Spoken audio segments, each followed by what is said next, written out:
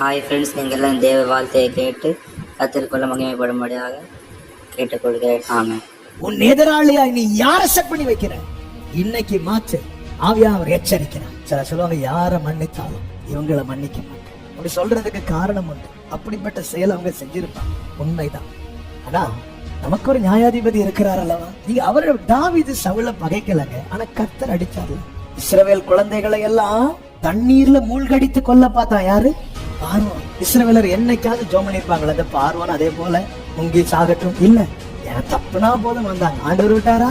மோசே எஸ்கேப் ஆயிட்டாரு. ஆனா எத்தனை குழந்தைகளுடைய தூக்கி போட்டிருப்பாங்க, எத்தனை பேருடைய கண்ணீர், சிறுமைப்பட்டவர்களுடைய ஏழைகளுடைய நியாயம் எடுப்பட்டு கதறவர்களுடைய கண்ணீருக்கு பதில் கொடுக்கிற ஒருவர் பரலோகத்தில் இருக்கிறார். அவர் பார்த்து விட்டு சும்மா இருக்க மாட்டார். விட்டார் ஆண்டவர், அவ்வளவு பேரையும் கொண்டு பார் அப்படியே தண்ணீர்ல மூழ்க வைத்தார்ல. ஒருவன் கூட தப்பாங்க.